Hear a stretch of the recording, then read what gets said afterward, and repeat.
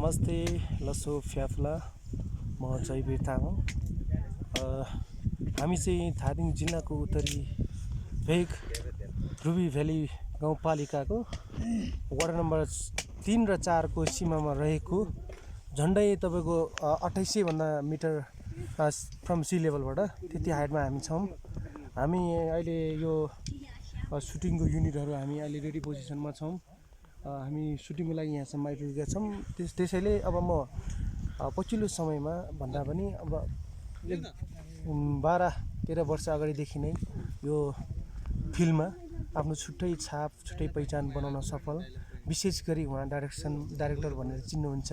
हाम्रो लोकलको मान्छेले उहाँलाई नर्मान तामाङ भनेर पनि चिनिन्छ। उहाँको रियल नाम चाहिँ नर्मान तामाङ। वास्तवमा अहिले बाहिर मिडियामा चल्ने नाम चाहिँ उहाँको रबिन तामाङ हुनुहुन्छ। म थोरै उहाँसँग मनका कुराहरू यहाँहरू सम्म राख्न चाहन्छु। नमस्ते डाक्टर सर। नमस्ते। सन्चै हुनुहुन्छ? एकदम। कतिको जाडो छ? जाडो त अब यस्तो हिउँमा है बोल्नै नसक्ने अवस्था। जाडोको चाहिँ कुरै नगरौँ। हामीलाई तपाईँसँग बोल्न पाउँदा एकदमै खुसी लागिरहेको छ मलाई यो कार्यक्रममा। म तपाईँलाई स्वागत गर्दै तपाईँलाई सुरुमा तपाईँको परिचयबाट म अगाडि बढ्न चाहन्छु। तपाईँको परिचय चाहिँ थोरै भनिदिनु पर्यो। मेरो परिचय दिनुपर्ने त मेरो नाम त अब नर्मान तामाङ भन्ने गाउँमा चाहिँ होइन, खास काठमाडौँ चाहिँ रबिन भनेर चिन्ने गरिन्छ मलाई। किनकि पहिला चाहिँ हामी हावातालमा नाम राख्ने गर्थ्यौँ। हजुर। पछिल्लो आएर थाहा पाएँ कि अर्को नाम राख्दा हाम्रो अलिकति असर पर्दो रहेछ भनेर। हजुर। अहिले चाहिँ जहिले पनि त्यो नर्मान तामाङ रबिन राख्ने गरिरहेको छु होइन। अब म यो लगभग 10-12 वर्ष भइसक्यो यो लाइनमा लागेको छु, यही क्षेत्रमा छु। अब अझै पनि म सङ्घर्ष गरिरहेको छु। हामी सिक्दैछु अझै पनि। अब काम गर्दै जानु सिक्दै जानु त हो। कसैले नकेसरी सिकिरहेको छैन होइन। त्यस कारण चाहिँ आज चाहिँ म हरेक काम चाहिँ अलिकति एक्स्ट्रा गर्न चाहने मान्छे अलिक हुन्छ नि होइन, अरूभन्दा अलिक छुट्टै किसिम जोखिम त्यही कारणले आज हामी चाहिँ अब यहाँ देखिरहनुपर्छ। तपाईँहरूले पुरै हिउँ छ होइन। हजुर। त्यति तयारीमा पनि आएको थिएन हामी। पुरा चिसोले खुट्टा सबै चिसो भइसकेको छ हाम्रो। हजुर। के हुने हामीलाई थाहा छैन। अझ योभन्दा माथि जानु खोजेको तर हामी सकेन। हजुर है यहाँसम्म आउँदैन, एकदम मुस्किल हामी आइपुग्यो। हेरौँ अझै पनि हामी गर्दैछौँ।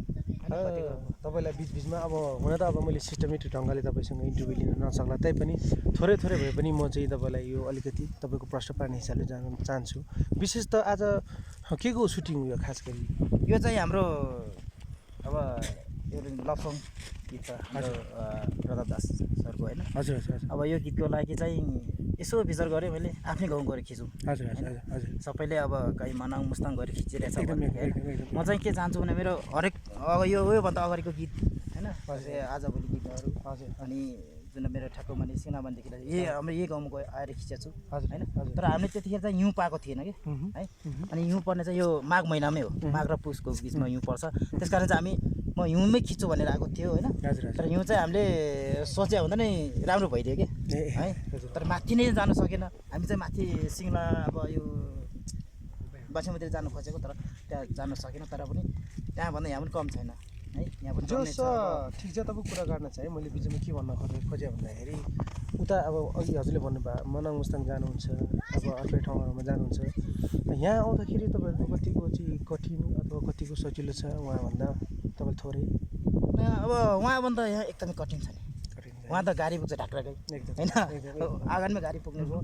हामी त तपाईँको अस्ति पनि आउँदाखेरि पानी पऱ्यो, 2 दिन त हामी हिँडेरै आउनु पऱ्यो होइन। यहाँ आउनाले पनि हामीलाई लगभग 3-4 घन्टा लाग्यो होला हामीलाई। त्यो पनि बेसी लाग्यो होला। अब सबै हाम्रो साथीहरू हिँड्नु अलिक गाह्रो छ होइन। म आफै पनि हिँड्नु गाह्रो भयो। एकदमै मनाङ मुस्ताङ भन्दा एकदमै हिँड्नु गाह्रो छ। तर पनि उहाँभन्दा हामीलाई चाहिँ यहीँ रमाइलो लाग्छ कि आफ्नै ठाउँ भएर होला सायद।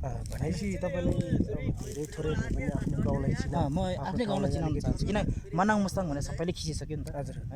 त्यो सबैले खिचेको ठाउँमा किन खिच्ने त हामी नयाँ ठाउँ। अब खर्चको हिसाबले भन्दा फेरि उस्तै त होला नि होइन? खर्च त हिजो गऱ्यो त यताकै बढी लाग्छ। अझ बढी लाग्छ है। उहाँ त गाडी हालेपछि त गाडी भाडातिर पुग्यो। हजुर। यहाँ त अब हामी भरि मात्रै 4-5-6 जना छ अहिले। हजुर होइन। 6 जना दिनको 1500-2000 दिँदाखेरि त लगभग 4-5 दिन भइसक्यो होइन। त्यसको क्यालकुलेसन गर्दाखेरि त त्यो गाडी भाडा पनि डबल जाने भयो। हजुर। खर्चको हिसाबले त हामी खर्च कम होस् भनेर गाउँमा आएको चाहिँ होइन होइन। तर आफ्नै गाउँ के होस् र के देखाउन चाहन्छौँ भन्ने हिसाबले हामी यहाँ आएको। भनेपछि तपाईँको मैले सुने है, मैले मार्केटमा सुने अनुसार तपाईँलाई चाहिँ ठुलो फिल्मको प्रोजेक्टहरू तपाईँलाई चाहिँ अब आउँदाखेरि पनि तपाईँले अलिकति विचार गरेर भनौँ न रिजेक्ट नै चाहिँ गर्ने हिसाबले चाहिँ होइन, तर विचार गरेर मात्र गर्नुहुन्छ अरे।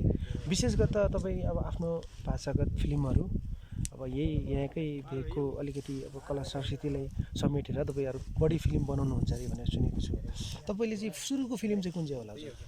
यो कुरा चाहिँ सत्य नै हो होइन। हजुर। अब कामहरू चाहिँ गरेछु मैले, नगरेको होइन होइन। अरू नेपाली फिल्म पनि गरेको छु ठुलो प्रोजेक्ट। अब जस्तो योभन्दा अगाडि मेरो सुरुमा चाहिँ मिलाप नै थियो हाम्रो, तर त्यसमा चाहिँ के पायो भनेदेखि मलाई खासै फिल्म त बन्यो, त्यसको हुन्छ नि अब अलिक भिन्नता केही पनि पाएन मैले। अब नेपाली फिल्म त त्यत्रो बन्दैछ, काठमाडौँ सुटिङ गरेको होइन। अनि त्यसपछि मैले चाहिँ आफैले ठ्याक्क माने मेरो ल्याएर फर्स्ट होइन स्क्रिप्ट पनि आफ्नै, त्यसमा चाहिँ मैले आफ्नै कल्चरलाई देखाउन पाएँ कि। त्यो देखाउँदा चाहिँ मलाई त्यो के अरे मिलाप भन्दा नि यता प्लस पनि भइदियो कि।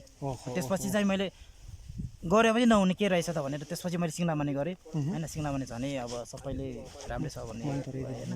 अझै बुढापाकाले नि ओहो तिमीले त हामीले गर्नुपर्ने काम तिमीहरूले गरेछ होइन भन्ने कुराहरू एकदमै हामीलाई हौसला दिएको कारणले चाहिँ अब अझै पनि म गर्छु होइन। अझै नै अब म सोचिरहेको छु अब यो चाहिँ हामीले यो गीतको मात्रै लागि हो होइन। अब 2टा जति मुभी चाहिँ अझै म यहीँ गाउँमा खिच्छु, अझै कल्चरलाई समेटेर गर्छु भन्ने। त्यही त मेरो तपाईँलाई शुभकामना छ। तपाईँले चाहिँ अब त्यत्रो तपाईँ व्यवसायमा अब गरिसक्यो भने व्यवसाय एकातिर तपाईँले अनि यो चाहिँ यो फिल्डलाई एकातिर तपाईँले टाइम चाहिँ कसरी म्यानेज गरिरहनु? टाइम त अब मिलाउनु पर्छ हामीले आफ्नो मनको कुरा हो यो भन्नुपर्दा होइन। अब पैसातिर मात्रै लाग्न चाहिँ व्यवसाय मात्रै गर्नुपर्ने हुन्छ। यो फिल्डमा अलिक गाह्रै छ, सबलाई थाहा भएको कुरा हो होइन।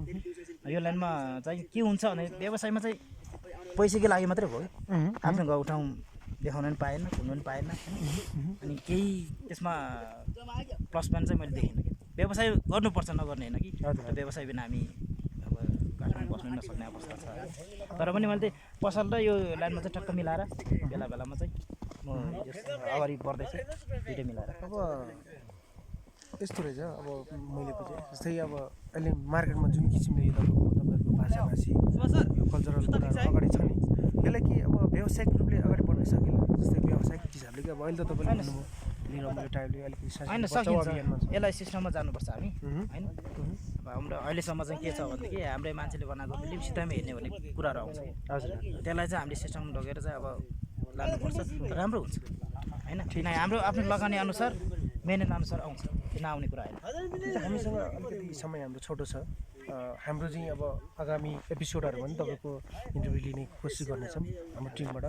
तपाईँ अन्त्यमा के भन्न चाहनुहुन्छ हाम्रो चाहिँ जो दर्शक श्रोता जसले चाहिँ अब अत्याधिक यो तपाईँको आफ्नो कल्चरल चिजहरूलाई माया गर्नुहुन्छ उहाँलाई तपाईँ थोरै के भन्न चाहनुहुन्छ?